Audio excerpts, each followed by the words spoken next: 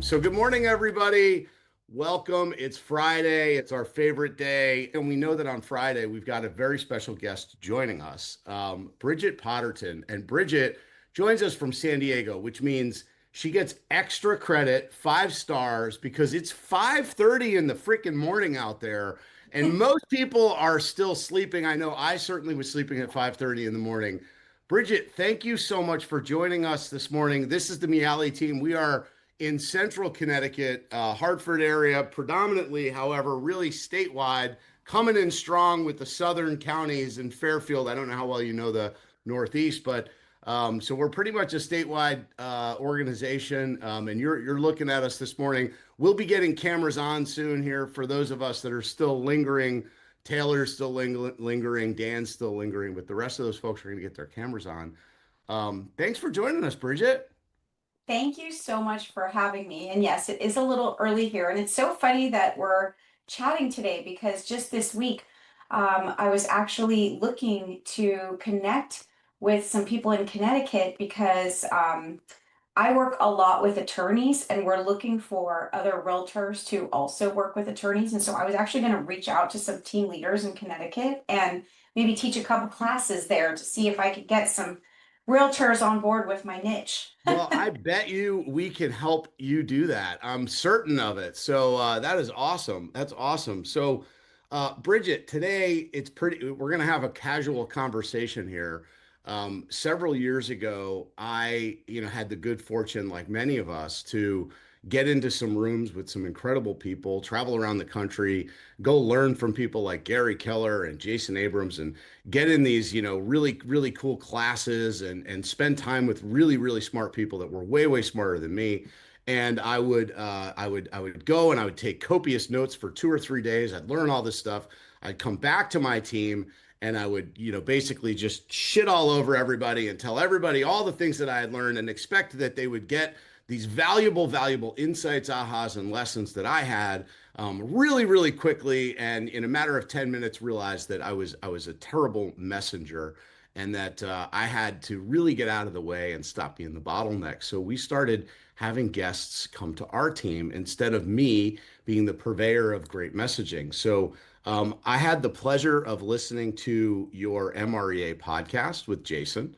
And I thought your niche and your story was really, really compelling and fantastic. And so we're really grateful to have you here. So just to get us started, Bridget, like this is a team of high performers. We're a get up and go every day. We do this call every morning, right? How did you get started in this business? Like you got, if I remember correctly, you got started pretty young, right? It was kind of like a one first or second career. Is that right?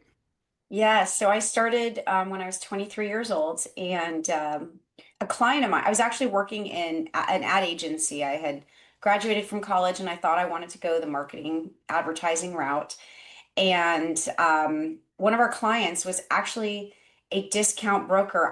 I doubt they exist in your area anymore. They've been gone from my area, for over 10 years, but I used to work for Help You Sell. Do you remember them back in the Yeah, of day? course. They were Yeah. like the one of the original like discount type brokerages. And I wasn't passionate about real estate. I actually kind of didn't want to do real estate. I thought that everybody in real estate was kind of shady, the way that the limited experience I had. So I was like, ugh, I don't think I want to get in that business. Hmm. Um, and it was great because as a new agent, I learned a ton about transactions. Those types of companies are very transactional oriented, but I never learned anything about building relationships or how to really go get the business because the value proposition was, hey, come use us, we're cheap, right? So we didn't have to have a value proposition. And so that was a painful lesson for me to learn when I actually went out on my own to become a more traditional broker of how do I provide value. Yeah, And those companies really lean heavy into the fact that their value proposition is we cost less, right. right, to the consumer. And so when you cost less, you obviously, if you're an agent at one of those companies, you can't expect to get a whole lot of value from the broker either because they're charging so little. How could they invest in technology or training or education or systems or models? They can't. they're basically relying on you as the agent to just magically bump into somebody, and then they'll show you, they'll give you all the forms, they'll give you all the fill in the blank forms and tell you how to get them from A to Z, right? Right, exactly. That is their value prop.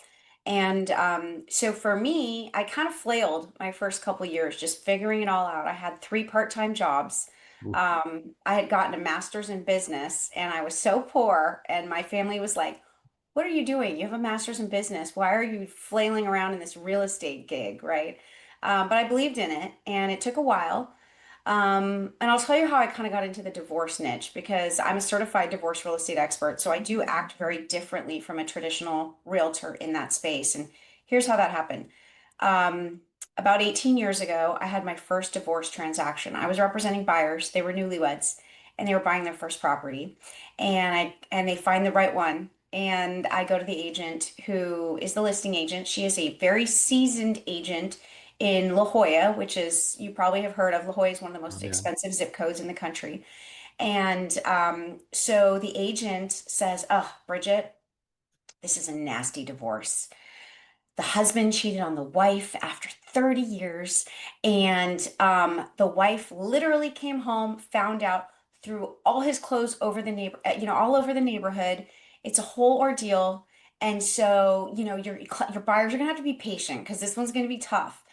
And my first thought was, well, I'm a new agent. She's seasoned, but is she supposed to be telling me all Yeah, this? I I was gonna mean, say like that first violation of like, let me tell you just how motivated and how outrageous my clients are feels like a little bit of a violation, but okay.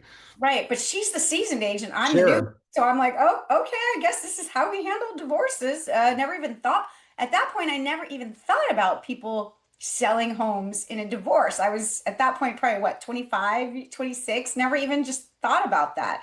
Yeah. And so, the entire transaction was awful. It was Yeah. so awful that my buyers, my sweet, innocent newlywed buyers, by the end of the transaction said, "Bridget, if you don't get this darn thing closed in the next week, we're going to get divorced too because we're living in a studio and I can't stand it anymore." And I thought, oh my gosh, if I ever get this divorce deal done, I am never doing another divorce transaction for the rest of my career. And that's how I left it. And I held true to my word for about 4 years. And then one of my past clients was actually an attorney. And our transaction, she was a buyer, first time buyer. Our transaction didn't go particularly well. And I actually didn't think she even liked me. So I gave her the courtesy gift at the end of closing and thought, I'll never hear from her again. I just didn't get a great vibe from her. Um, and funny enough, about a month later, I get a call. "Hey, my name is Jen, and I got your name and number from Susie over at the Divorce Help Clinic. She said you could help me. I'm going through a divorce and we might need to sell our house." And I'm like, that's weird, but okay. And I didn't think much of it because she didn't give me her last name. And I thought it was honestly an accident. So I was like, sure, I'll take the business. I could use it.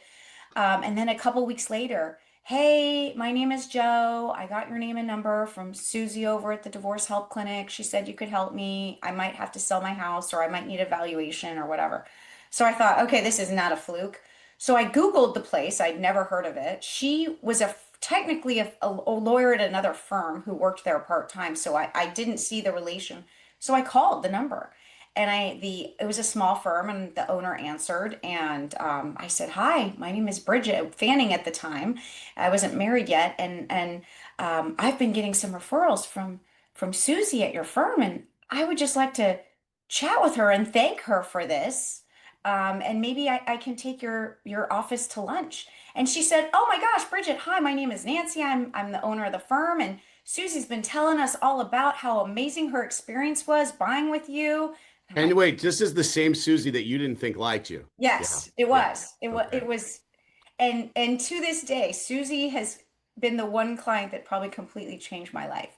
Yeah. Um, because it sort of started the trajectory of this entire niche. I think Um, just as a weird kind of side note, something that we spend a lot of time on our team talking about is just the way people show up to us being much more about and I think this must have a lot to do with how you're able to navigate the complex situation that is divorce, that people's personality profiles, how they show up, is not always a true testament to what they're thinking or who they are. And that, so I'm guessing that Susie was probably either a high D or a high C, and Mm. she'd been hardened through, years of practicing divorce law and in a certain way of sort of an exterior sort of presentation of who she is and how she showed up to the world. And yet she really liked you. And she thought that you were and you probably, I'm guessing, being, young and in the industry and being drawn to real estate, probably had a high I personality, sort of expecting people to like you, right? And really wanting to have kind of an ingratiating sort of love relationship. And Susie just feels like, man, this lady's, stone cold. And yet your capability and ability to deliver on the promises that you made her a resounding fan that repeated business over and over again. That's a really good point that you bring up. And for many years, and I think sometimes there's still even a part of me that thinks I am a high I. You totally have it right. And I've often thought I am the wrong person for this niche because it's important for everybody to like me. And the attorneys that I work with now, they tend to send me the hard stuff. Of Um, course. if it's an easy peasy type situation, they might as well go with a traditional realtor at that point. But I tend to get the hard stuff. I get the restraining orders, the dual restraining orders. I don't want to go too dark because it's Friday, but I have a situation right now I'm dealing with where um, the husband took his own life the day he was supposed to meet with me Oof. to sell the house. So I deal with some pretty tough stuff. Mhm. And it's difficult, right? Being a high I sometimes I wish I was more transactional. I'm a people person. I feel their feelings. I've gotten better over time because you have to take care of yourself. If you're going to work in this space, you have to take care of yourself because these things will weigh you down. But also, I have never experienced more gratitude than I have Mm. with some of these difficult ones. Now, not all clients will be incredibly grateful. For some of them, they may never realize what you truly did for them in some of their darkest hours, and that's okay. Even somebody like me who's a high I, who needs people to love me and show all that gratitude, I have to sit in that and say, this is not about me. I know that in San Diego, I am the absolute best person to help these people go through these difficult times. I have special training. I've been trained on how to work in high conflict personalities, how to be a third party neutral, how to communicate with parties, how to deal with restraining orders.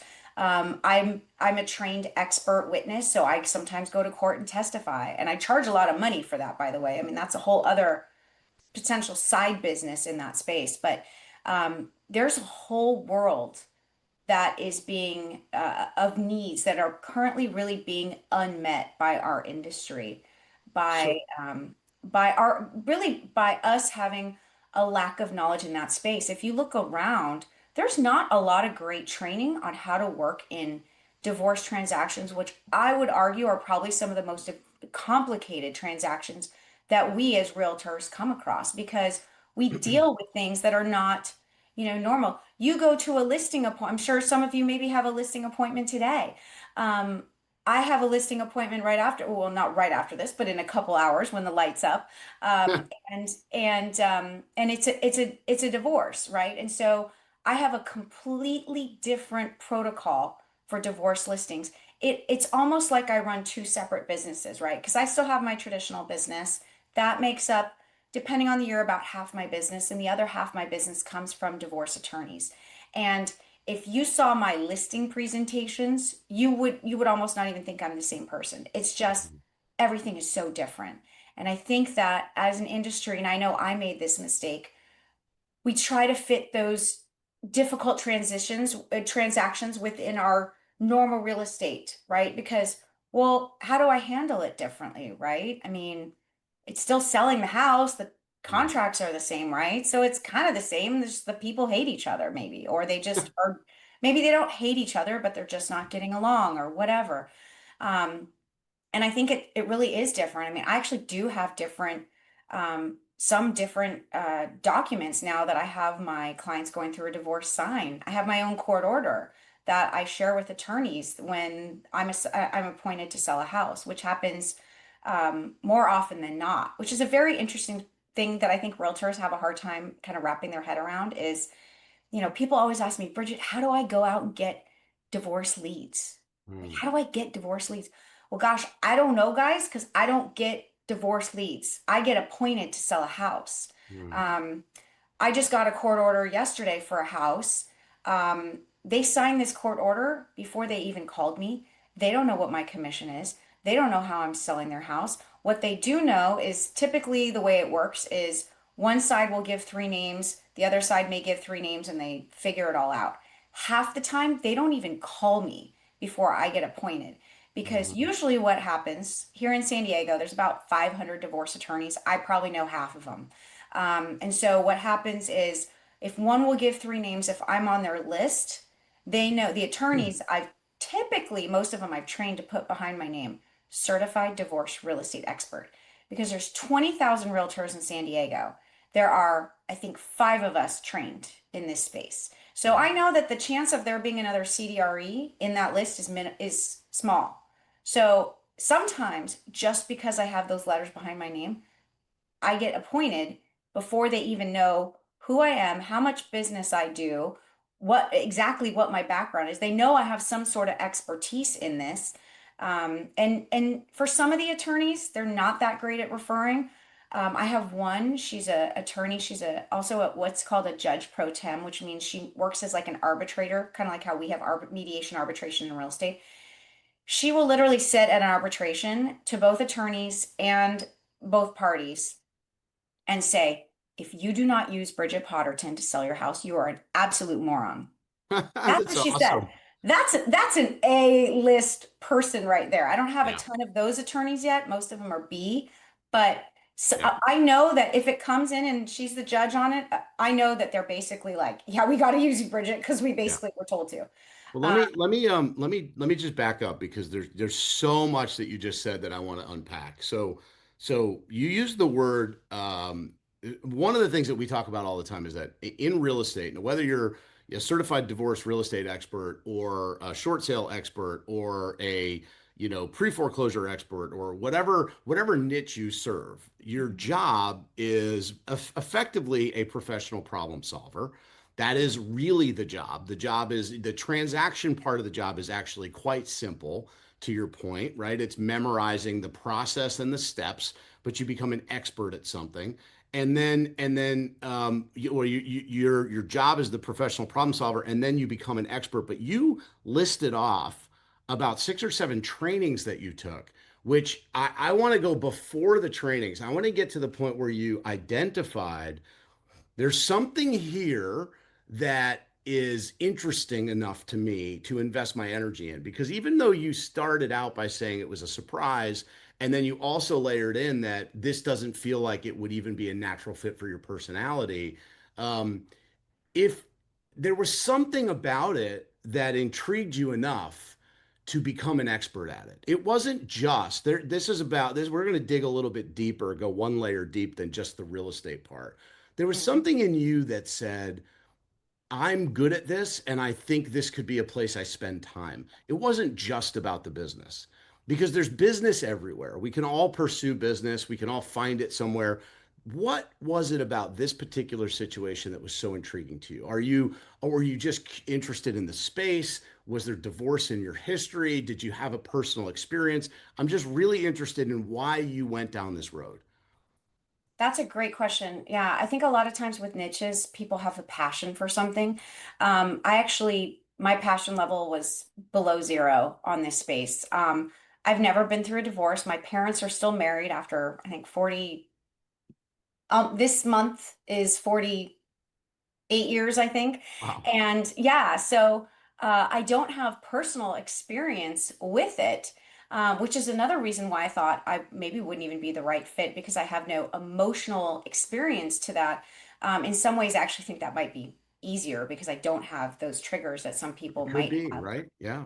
I think it kind of depends on how you look at it and what your experience is. But the other thing you asked is about the why this space. So two reasons. One was I was at that point I was already starting to build a decent traditional business, but I could see, here in San Diego, our price point is pretty high. So we don't have to do the volume that a lot of other parts of the country have to do. The average agent in my county sells 1.5 deals a year. So there's just not volume, right? In some ways, that may seem like a good thing. The challenge, though, is unless you're doing, as a solo agent, unless you're doing about 75 deals a year, which I really don't know any agents here that do that many as a solo agent. We have some big teams, but solo agents here don't do that many transactions, which means your business is more likely to do this when you're not Mhm. doing the units, right? Well, it's really easy to go to zero. If your average Yes. transaction volume is 1.5 deals a year, it's really easy to go Yes. from, oh, I made an okay living. It wasn't my best to, oh my God, I'm homeless, right? Like Right. you can drop to zero really quick. Yeah, and we've got a lot of agents in our market, just like I'm sure you do, that are really struggling. One of the appeals of this niche, and I don't think I fully understood it until I was really deep in it, is this is a shift-proof niche. And I would almost argue it's almost like this niche actually gets better when business gets hard for everybody else. And let me Yeah. explain why. And I didn't really get this until about 3 years ago. So remember was it 2022 or 2022 when the rates started to go up, right? What I didn't realize was because the rates have been relatively good for a really long time. And so it didn't really affect my divorce listing business one way or another. But the challenge is in divorces, not every single divorce ends up in a transaction. A lot of them will try to do a buyout. It's challenging to do that here in San Diego. It's very hard for one person to be able to afford to buy out the other because our average price point here is quite a bit over 1 million now. Mhm. And that's hard for one person with one income, especially if they have a mortgage of 2,500. They bought it 15 years ago. They refinanced. They're sitting on, all this equity. Guess what? They gotta get a whole, the way a buyout works is say you have a $1 million house and you owe 200,000. Let's ignore all the other costs. So for right now, you have 800,000 in equity. Assuming all things are equal, which it rarely is, but let's just say for this, that means that there's 800,000, you each get 400,000. So in a buyout, unless you have 400 grand sitting, you went from a $200,000 mortgage to a $600,000 mortgage. Oh, and your rate just went from 2.75 to Yeah. 5.75 or Yeah. 6.75. Can Yeah. you afford that? I mean, your payment, I have a client right now considering doing a buyout. And I told her your mortgage is right now about 2,000. It's going to go to 7,500. So why don't you run the numbers, decide if you want to do that before I take your home off the market? Because yeah. So that's a challenging space, but my point in sharing that is that when the rates go higher, less people can do buyouts. So I actually Mhm. get more listings when the rates are higher. Yeah, Um, that makes sense. There's like you said it's a shift-proof business, it's recession-proof, right? Like the truth is that, life events happen irrespective of external economic factors, right? So whether or not the economy is doing well or not, people get married, people get divorced, people have babies, people get promoted, people have to move. Like so whenever your niche can be life event driven, then you're really sort of insulating yourself from the vast majority of those external factors. I can totally see that. And remember with divorce, you are financially untangling yourself from somebody. So I was speaking with separately with two people, very high conflict divorce case I've got right now, where there's a restraining order involved, and the ex-husband is like, I don't understand. Like, I get it. The market sucks right now. We should just keep it for another 5 years, right? He's thinking logically, we'll just hold on to it. Her perspective is I cannot stay attached to this man for another minute. Hmm. So it's emotional. There's emotion. And for her mental well-being, it's worth selling in this market to get untangled from their Right. situation.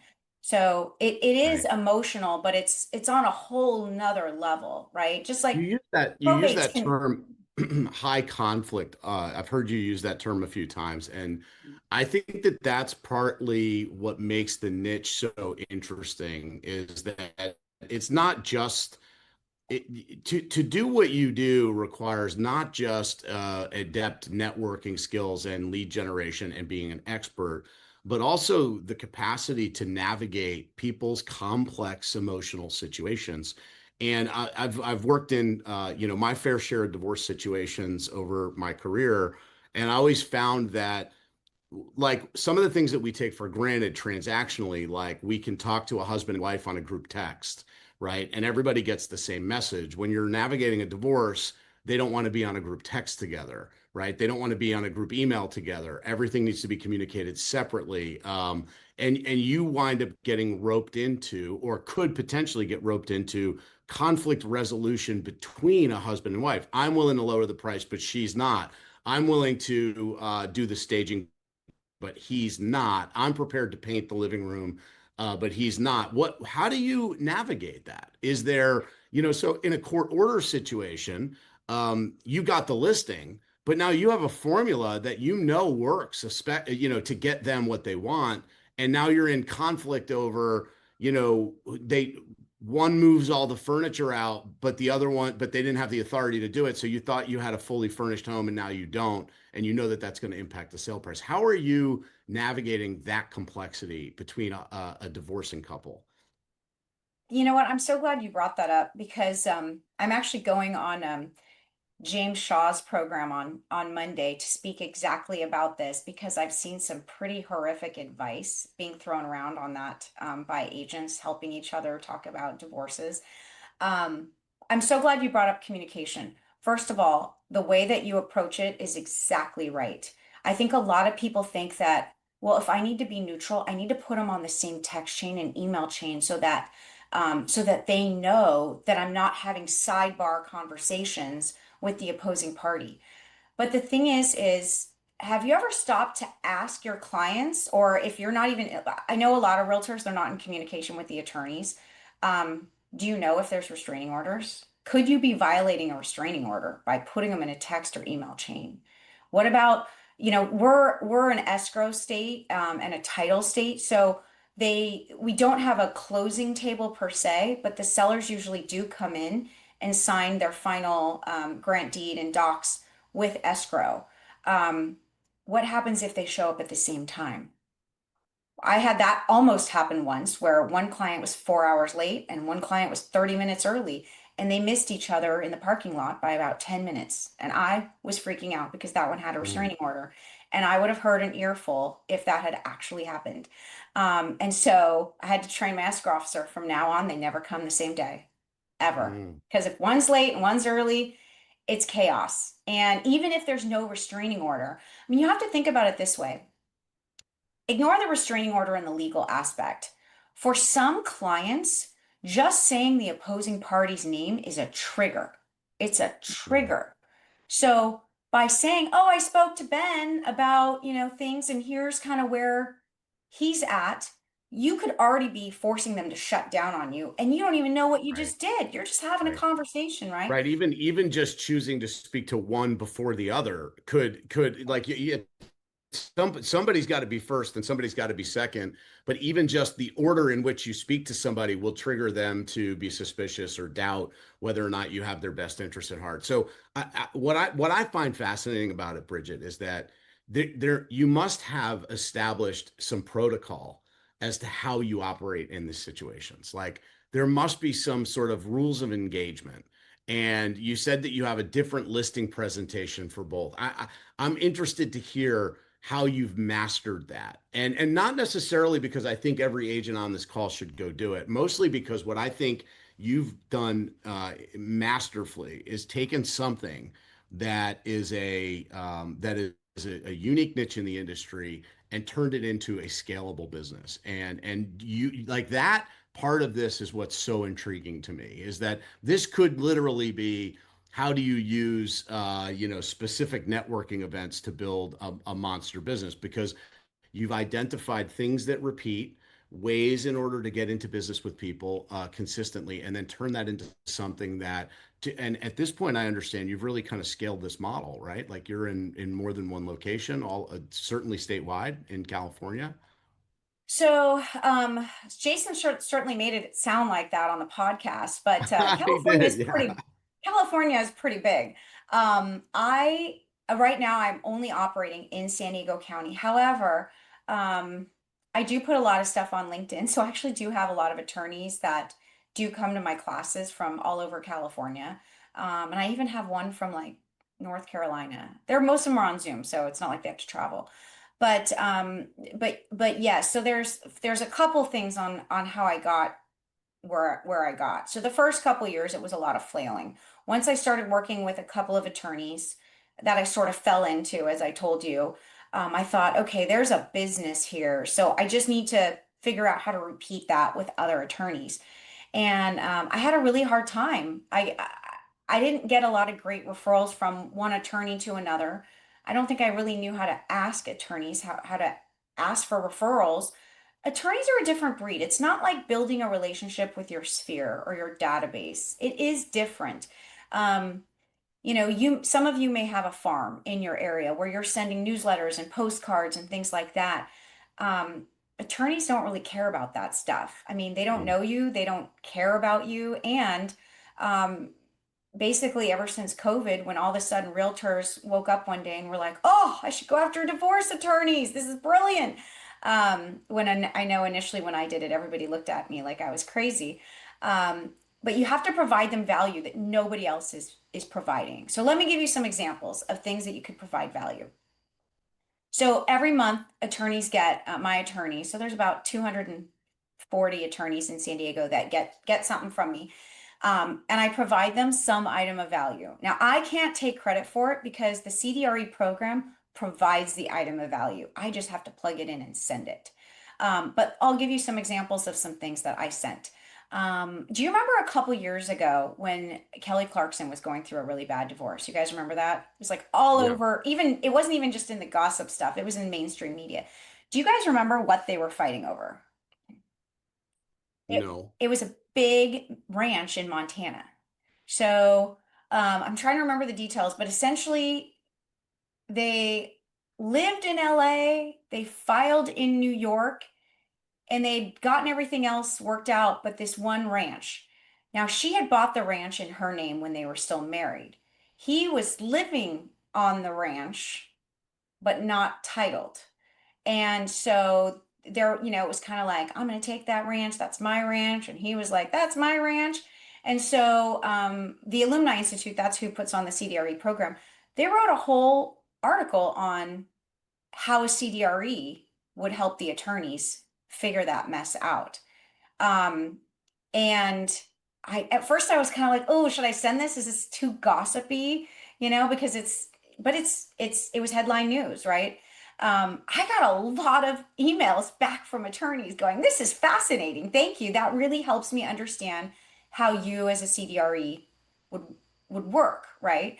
Another one No, I was think that's super valid that like and I like how you set the expectation like is this too gossipy? Like one of the things I know that somebody on this call is thinking is, wow, this is fascinating, but I don't just want to be a divorce real estate agent, right? Mhm. Like, and so I'm interested to hear your thought on that because once you do go niche, do you feel like that the potential for you to do other business suffers? Or do you think that it lends validity to your ability to do other business?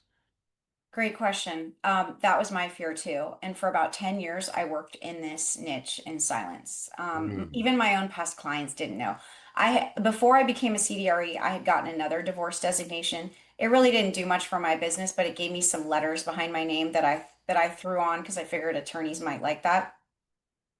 And I was a secret specialist for 10 years because I was afraid. I didn't want divorce to be all my business. I didn't think mentally I could handle that. But I also didn't want people to think, "Oh, I can't refer to Bridget. She just does divorces now." Mhm. That was a genuine fear I had. And then finally in 2019, I decided if I'm either going to do this niche or I'm not. But Mhm. it's, this like, couple deals here and there just isn't, it's not worth it. So I decided to jump in. And that's when I had heard about the CDRE program. I had heard that the training was pretty intense. Back then, it actually was a 6 month class. So when I say that I'm extensively trained, I do training every week as well. But it took 6 months just to get the certification. Whereas I know you guys probably have some designations yourself. Most of them you can get in 3 days, right? Um, Now, that being said, now they have changed their program where you can do it in 3 months. So lucky you, you could do it much faster than me if you're interested. But um, that's the interesting space is if you're going to go into a niche, I wouldn't be afraid of that. And here's why. This was a big aha I got 2 years ago. I got a call from an agent for a referral for a listing, and it was for a family member. And she said, "Hey, Bridget, I heard about you and all the work you're doing with divorce attorneys. And you know what I figured out? If you could work on divorce transactions, you could probably work with anybody. And my Mhm. family's a pain, so I want you to sell that house." Yeah. Yeah, for And I sure. thought, wow, that's an interesting perspective. I was afraid that people would only think of me for that, and that's not the case. I think that the perception that I didn't fully understand was that people think she's an incredibly capable agent who can take care of anybody. If she can deal with that mess, this is going to be easy for her. Mhm. Um, and so that's a perspective shift that I had to have. I'll also tell you, Matt, if it wasn't for my divorce niche, there's so many opportunities that have come because of it. From me, just first of all, I don't think I would be in Gary Keller's group of top. I'm in the solo agent group. There's no way I would be in that group without this niche because it's grown my Mhm. business so much. There's no way that Jason Abrams would have ever um, taken interest in interviewing somebody like me or James Shaw or all these other people. And now they've been putting me on panels and family reunion at family reunion this year. They also had me do one of those 15-minute red talks about Yeah. my work in this space because the rest of my business is traditional, and I don't think there's anything that interesting about the rest of it. I want to add some perspective, right? Somebody who's been in the business for 20 years. What's so awesome about what you've done, Bridget, is it's not the traditional, when people want to get into the traditional accolades of like volume sold and units, it's not that. It's that you understood somewhere fundamentally, which is why I was trying to dive into why this you figured out that this is not actually a terribly complicated business. It's really not. That you got very clear that if you became an expert at something and became exceptional at it, that you could beat everybody else because everybody else is mostly mediocre. And so when you became an expert at it and just picked this one thing, your business started to explode. It starts to roll in instead of waking up every day and saying where, and that again, that model is what makes exceptional agents. And that could be a geographic farm where somebody simply says these 500 homes, every single person that lives in these 500 homes is going to think of me when they have any real estate need. And that's who it is. And you just said, I'm going to take the farming concept and apply it to these 500 divorce attorneys. And every one of those divorce attorneys is going to think of me. Now, in order for me to meet the criteria, the bar that they're going to require of me, I have to go become a far better expert than anyone else that's out there that's telling the same story. And what we talk about on the team all the time is don't look into the marketplace and try to be like everybody else. Remember, everybody else is mediocre. They're all doing the worst thing you can do. Their bar is low. You have to go into the marketplace and don't do what they're doing. Do something better, do something extraordinary, and then pick something because you can't be everything to everybody. You couldn't be the divorce attorney, the divorce agent, and also the newlywed agent. Boy, I mean, it'd be pretty amazing if you could build your business that way, where you could be at all the bridal shows and the one that they call. I mean, that'd be if you got them at both ends. I mean, really, that would be some brilliant stuff, Bridget. But I think that that's what makes it so compelling and so interesting is it's not actually about the fact that you picked divorce. Divorce is just, it could be anything. Any agent that's on this call, any one of the 30 of us could pick something. It could be related to, your nationality. It could be, the Italian American club. Like I could become the number one coffee drinker in my, you could be the pizza person. It doesn't matter. You pick something, you become a monster expert at it. I mean, this is what we learned from who was the guy that did the at the maybe you were there and I can't remember his name. He was at the Gary's mastermind um, uh, in Vegas. He's got the tequila tasting and he bought Budweiser.com early. You know who I'm talking about? What's his name? Yes. Hang on, I'm gonna find it. I'm gonna find it so that we get it. We get it. It was what the heck? Um, I can't remember, but he basically did the exact same thing where he said his business comes from the fact that he's world renowned as a tequila expert. And that as a tequila expert, everybody who knows tequila knows him as a result of it. And so, but that's his niche, but he's all in on that. Nobody thinks of anything else. And I think that that's what's so cool. The beauty of being the certified divorce real estate expert is that there are also a lot of transactions that come out of this, right? Meaning it is, and again, not to be coy or callous, but the truth is that if you can get a single event that turns into three transactions, that's three times more than most people will get out of a transaction. Right. And with divorce attorneys, I think the other thing that's a little unique, and probably probate attorneys too, and I do hang out with some bankruptcy attorneys. I get a couple bankruptcy deals out as well every year. But the other thing that's interesting is they have an opportunity to refer you a lot more than probably most of your sphere. Hmm. Unless your sphere is like a lender who's talking to buyers every day or something in a unique space, um, attorneys can refer you multiple deals a year. Yeah. And so I think that's the other thing that's really cool. I mean, I love my past clients and they refer me business, but I don't have any past clients right now that are referring me more than a couple deals a year. And so the opportunity, if you take care of your attorneys and you see, I have one attorney, he's got one of the larger firms here in San Diego, and he just took over for his mom, who I also have a good relationship with.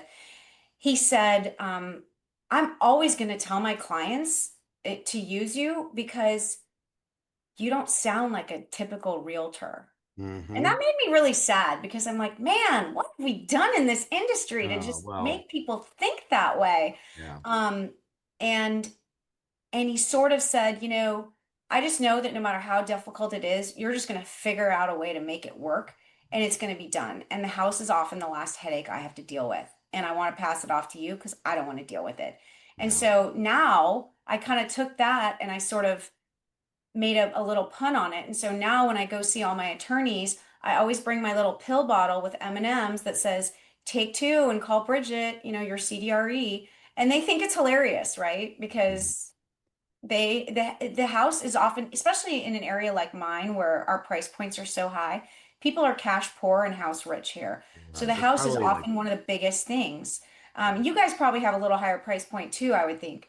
So maybe that's it. Oh, you're not? You well, guys? our downstate people do really well, but those of us living up in the middle of the state, we're just average, Okay. in rednecks up here. But yeah, so Connecticut's one of those interesting. We certainly do have parts of the state where the price point is in the top in the nation, but in the central Connecticut, it's pretty much in alignment with median sale price nationally, Mm, about 400,000. So okay. so we're still pumping lots of units out up here. But that said, the asset is still in most marital situations the where most of the wealth is. So it's just a really cool niche that you've discovered or that you've managed to turn into a business. That's what I think is the best part is that, I know a lot of divorce attorneys, and every now and then a divorce attorney will call me and say, I have a situation. To your point, it's usually the tough ones. It's usually the ones where they can't agree on somebody who will do it, right? And so if the divorce attorney just can't get past that, they say, we know a guy who can do this. But it's not, I haven't turned it into a business. I put no intention behind it. So it just sort of shows up. And I think what you did exceptionally well is take something that you identified as a repeatable, scalable thing and turned it into something by becoming an expert at it, which is what I applaud tremendously. So Shane has been waiting patiently with her hand up, and I want to really honor your time, Bridget. This has been exceptional. We're going to take maybe the next 10 minutes or so and maybe ask some questions if you're okay with that. Sure. Yeah, that's Absolutely. amazing. So Shane, what are you thinking, Shane? You've heard some really great stuff from Bridget here this morning. Yeah. Hi, Bridget. Thank you so much. The way you got involved in your niche was that an opportunity presented itself. It was very difficult and it kind of grew from that. But what do you suggest if, that doesn't happen, but there's some, and then you got the credentials and then you got the training in that, but and that it sounds like is probably a smart idea. Like I didn't really think of that, but what if you already have a specialty? What if in your past life, how do you suggest adding that so you don't sound like a typical realtor? Like you're hiring a realtor, but actually, no, this realtor has these skills or she was this in a past career. Like is it a social media thing? Like how do you recommend it that way if an opportunity doesn't land and then all of a sudden people talk about that part of you? Great question. I've actually not done as much social media as maybe some others in this space because my market is not the clients. They're not my database. The clients I'm helping through a transaction, but I'm not inviting them to client parties most of the time after the fact. The relationships are the attorneys. So that my client may be the people going through a divorce, but my relationship building is focused on the attorney. So I think without really knowing the specifics of your niche, you have to decide who are my people, what's the avatar that I'm looking for, and how would I stand out for them? So one thing we haven't talked about that really is probably one of the biggest reasons that I've been able to grow this the way I have is my focus hasn't just been to become an expert. That was just step one. That was just step one. Step two was once I became an expert, I went out and I educated the family law community. I'm the first broker in my area that I'm aware of that got approved to teach continuing education to attorneys. I teach continuing education. I've taught to my bar. I'm the first broker, as far as I know, to teach to my bar association. Um, I think the shift for me in this space was at some point, they stopped looking at me as a real estate professional and they started looking at me as a divorce professional. Mhm. So the same way that we've got title people and escrow people, or if you are an attorney state attorneys, those are real estate professionals, right? They work in our space. Um, I had to sort of infiltrate their world. And it wasn't easy because at the time I didn't see any other realtors really doing it at high level. And it was uncomfortable. And there were a lot of times I wanted to quit. I'll tell you, I remember after going through the Certified Divorce Real Estate Expert program, to graduate, your goal was to start 50 relationships with new divorce attorneys. That's what they teach you how to do. And it's very plug and play.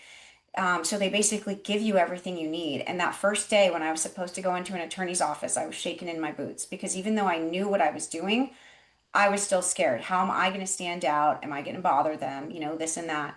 And I'm so glad that I took those steps into those offices. I don't even remember which office that was or if I've even worked with them, but it was just a step in. And I think whatever you're going to do, you got to do at such a high level that you're not even worried about what everyone else is doing. Just whatever your niche is, whether it's probate or maybe luxury is your niche, right? There's a lot of agents doing luxury, a lot. It's really become a trend, right? KW has a really strong luxury program.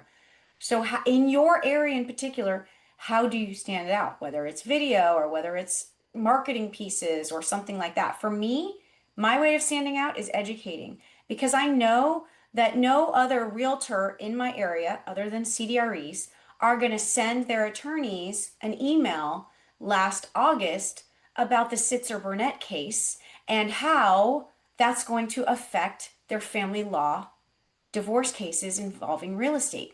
No other realtor is going to send them that email.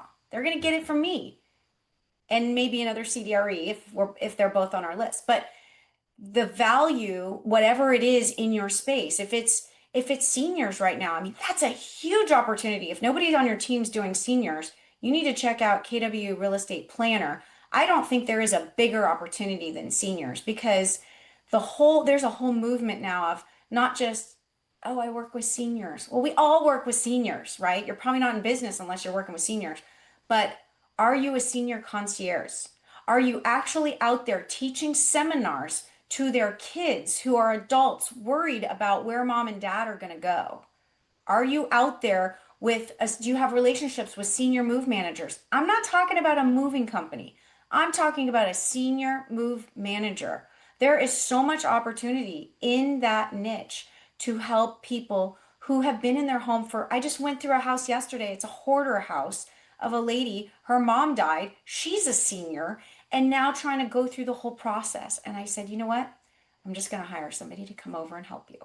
Just going to hire Bridget, somebody. you are totally singing my song here, and because again, what is the average agent? And none of us are average, but the average agent wakes up and says, "What do all the other agents do? Oh, they make social media videos and they do this stuff." And you're saying, "No, pick something, become exceptional at it, whether it's seniors or divorce or anything, become exceptional at it and then go find those people that need your help. There's more than enough business that will feed you in perpetuity and again, that could be your neighborhood, that could be your niche, that could be like Aaron DeRusso talked about yesterday, just being the sideline soccer mom that nobody is going to go anywhere but to her when they have a need. I just absolutely love that. Love it. Thank you, Bridget. Deb, what are you thinking? Thank you for your question, Shane. Great I question. am jumping out of my chair. Hi, Bridget. Deb. Hi.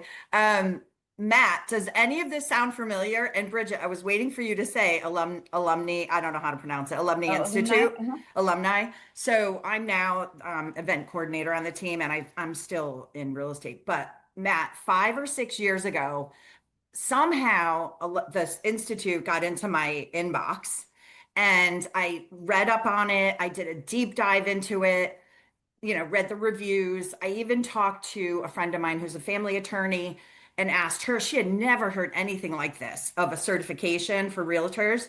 She's like, and you do know this, it's a very tight knit community of the attorneys for family law, and they're not like ones to go seeking any relationships with realtors. So she thought it was fantastic.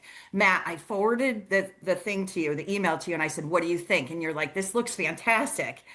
And I never did it. And it's just so crazy. But what I have done through the years is I have forwarded the Institute's information to agents on our team and have said to them, dude or girlfriend, like, check this out because this is so cool, like to get into, not that it's so cool to have to deal with, the uncomfortableness of it all. I too have had situations like brother and sister that didn't speak to each other. I could not do a group text. All the things you were talking about. And it is I also want everyone to like me. I'm very much like the same person as you, but I felt like I could maybe do it. But then I moved into other positions on the team. But you guys, an elder too. I've been thinking the same thing. Like, hi, baby boomers are getting older. They're the largest, one of the largest generations. Hello. Like, why is no one focusing? So anyway, thank you for coming on. And yeah, it was just cool. Matt, do you remember that?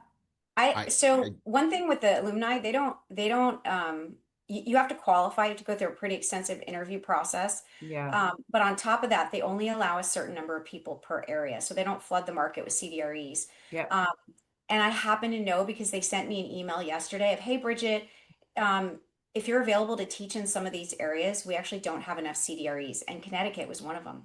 So I'm telling you, Amen. see, I could have Finally. been that 5, 6 years ago. I could have been the divorce expert on Could the have been team. you, Deb. Could have been Coulda, you. coulda, woulda, shoulda. I did know it was very intense, the interviewing process, because of my deep dive. and which was appealing to me because I didn't want to go do, I'm still that way. I don't want to do what everyone's doing. I'm Yeah. just, I won't do pictures with Santa because everyone does that. We got to be different and stand out. But anyway, thank you. Yeah. Yeah, it's great. Well, it's definitely, Bridget, timing is appropriate because we have some, this is a team of high performers. So, if there's opportunities here, we'll jump all over it. So, I'm going to put a link in the Aaron. chat in case anybody is interested. You just schedule a call with a guy named Steve, and he can tell you in your city if what's available. Okay. I'm going to put that in the chat Now, for I you. saw Oh, there Aaron you go. Burnap had her Somebody hand just did up it. too. Perfect. Aaron Burnap, you had your hand up. Did you take it down? I did. We're running Oh, out of time and everybody's covering some great topics. So I just want to well, make sure. I just don't want to miss a good question if you have one. Well, I was kind of gonna ask about the dark side of things because no word of a lie at I'm sorry, yes, 8:54 as we were talking, I got a message that says, "Good morning, I need to sell the house that we bought with you. My wife just abused our daughter and we had to go to court and we have no choice but to sell." So that Mm. came in at 8:54 as you were talking about the dark side of things. So I've only been involved in dark divorce stuff. So I was just going to pick your brain on how to approach, like, what would your first conversation be and who would you reach out to first? Obviously the abused, not the abuser, right? Well, I would see if the husband can get you a copy of the court order. Yes, If the yes, sale was okay. yes. So I would get a copy of that if you can read it so you know what you're dealing with.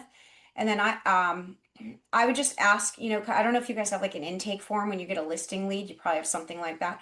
Add a couple extra questions. Number one, if there's a court order to sell, make sure you get a copy of it and review it. Number two, are there any restraining orders? He may be filing a restraining order against her. He may not. Regardless, you probably should treat this one as if there is a restraining order. I think so. This child is a handicapped wheelchair bound child. So I would think that there's a Mm. restraining order here. Okay. Okay. So, and also just remember, guys, there are two sides to every story. And I know that I just finished a horrific one that would probably leave everybody in tears. So I'm not going to tell you that story. But I will tell you that most people think they're right and the other person's wrong. It's very rare that it's the opposite. The other random fact that I find fascinating, this has been my experience, is usually the person who has the restraining order against them is usually the easier one to deal with. Not always, but Okay. usually the easier one to deal with. Why? I don't know. I'm not a psychologist, but just my experience. Mm. Erin, did you have a question? Yes. Oh, and the other Erin, message me offline if you want to chat more about that. Okay. I will. Thank you so much. I appreciate that. Yeah. Yeah, this was a fantastic call today. Thank you so much for being here. I actually it's so funny that you're talking about senior seminars and talking to them about aging parents. This Saturday, I'm hosting one that I'm piloting where exactly for that. So we have I've been targeting baby boomers who don't want to think they're getting old. So I actually made it about helping their parents. And that seems to be like where the conversation is a little bit more powerful, because they all think that they're young and like they're in their 60s and 70s and they're like, no, I'm good. And I'm like, okay, well, you might want to attend to help your aging parents. And then they're like, oh, that makes sense. Um, but it's also for them too, right? So there's a variety of topics, mostly about how to retain your wealth, hold on to your assets, but also, as it pertains to your housing situations. And so I was so happy to hear you say that. What I heard most, I just want to, it's more of a comment than a question, is that if you want to be an expert at something, you have to first educate yourself. And so I think most people end up becoming an expert in something because they're thrown into a situation where they had to learn a lot to help that client, which it sounds like you did. And then you said, well, if I can help this one person, let me figure out how to help others like it. And so I think we get so transactional in real estate where it's like we're always looking for a lead, but we're not thinking about how to turn it into a business. And so if Mm. instead of hunting all the time for a new person every day, it's like take the experience that you have, turn it into a business, and then go out and be an expert at that thing. But you have to become educated and invested into being the best at that thing. So I'm so glad that we got to hear this message because I think everybody in this room, to Shane's point, has something that they can draw from in their background or their past or a particular client experience that they could turn into a niche. And then one thing I'd love to hear you talk about real quick before we end this call, because I know our time is up, is that you started very young. And there's a lot of people in our group right now who are struggling with, getting a business up and running, having enough clients, having a big enough sphere where it can support the income that they're looking for. And you started off at a very young age in real estate where you probably didn't have a natural sphere of influence you could feed off of to pay your bills, right? Like you had to go out and hunt and figure out how to make it work. So any advice you have for the younger agents in the room who are like, in their early to mid 20s trying to, get a real estate career up and running? That's a great question. When back in my day when I started, and 22 years ago, there were still some agents faxing offers. So that kind of tells you that some of the agents were still using those papers that had like the 3 copy. I forget what they call those, but anyway, things were different back then. There was no social media. And I built a relationship with a couple of engineers that were building a website, and it was called SD Lookup. It was before Zillow and everything else blew up as far as internet leads, and they started giving me, oh, yeah, carbon copy. Thank you. Um, Yes. Literally, they would give me their website. It was a forum, and I would chat in there, and I started getting like leads almost before like internet leads were a thing. I was kind of a pioneer that I didn't realize. I fell into that. Um, Internet leads can be a good opportunity for me. I would never pay Zillow or one of those websites, but I know there's a lot of options. Nowadays, I would do, if you're going to spend any money, I would probably do it on social media, or not even spend money and just become the expert. Maybe there's like a cute little town that's near you that you could just start doing videos every day in that area, or start building relationships with the business owners all in one neighborhood. Just learn who all the business owners are. Ask them if you could leave a couple flyers for your next open house. Something like that. There's a lot of opportunities now that I feel like we didn't have back then, that are little to no cost. Because for me, I don't do any advertisements. I don't pay for advertisements. That's just not part of my business model. If you have the money and you can do that, maybe you mastermind with Matt on the best way to do that in your area. But I feel like pick something small and then go bigger. Yeah. Yeah, double down. That's a great way to think about it. But keep in mind that this success I've had was not overnight. I wish you guys could have seen me all those years pounding the pavement, because that's where the business was really made successful, not now. Now I just Well, you sit grow around it, and yeah, talk about it. you grow it inch by inch, and then you magically wake up one day and have a business, right? But Yeah. Aaron, I just want to attest that that was a spectacular way to articulate exactly what it is that every agent ought to be thinking about is how do you become an expert at something, not just because you're an expert at it, but in the eyes of the people you serve. And so for Bridget, she's given us an example here this morning of how to become an expert in the eyes of the people that she serves, even without personal history or even a personal desire or interest in it. It just became a thing, just the way Aaron articulated it. And I think like, I don't know if you guys have heard the name Casey Mock, but I don't think of Casey Mock as a realtor. I think of Casey Mock as a ranch specialist, right? Because Casey knows how to sell ranches. And if I had a question about a horse, I might think of calling Casey. Like, I don't know anything about a horse, any of that stuff, but I call him, even though he's actually a realtor, but he's not a realtor to me. He's a ranch and estates specialist. And Bridget is a divorce family law specialist who happens to be a realtor. So in your world, are you a realtor first, or are you something else first to the people you serve? And I think that that message is so resounding and powerful, Bridget. So thank you for bringing that to us this morning here at Friday. Sure. It's 6:30 already. So you've made it through the first hour of the day, Bridget, out there on the West Coast. Thank you again. You made a huge difference for us this morning. This was super powerful. And you can rest assured the rest of the day that you've already made a difference today. You've already helped a lot of people. So thank you very, very much. Guys, find Bridget. Where do we find you on social media? How do we support you, Bridget? Give us Sure. some Yes. instructions on how we can help you. And by the way, before we break here, I 100% want to connect with you about doing some classes and training out this way if you ever get out this way. Would love to line you up with some opportunities like that. Yeah, you guys can friend me on Facebook. You can follow me, Broker Bridget. That's my more interesting account. I do have a real estate divorce expert one, but it's it's not as interesting as my Broker Bridget one. So follow me there. Also, if any of you are interested, I do teach a 1 hour class called Demystified about how to do divorce transactions, where I deep dive a little bit more than we did today, with some of the topics we talked about. And then also, if any of you are interested, you saw it in the chat. They, I know, are looking for a few people in Connecticut. So if this is your jam, schedule a call with Steve and let me know how it goes.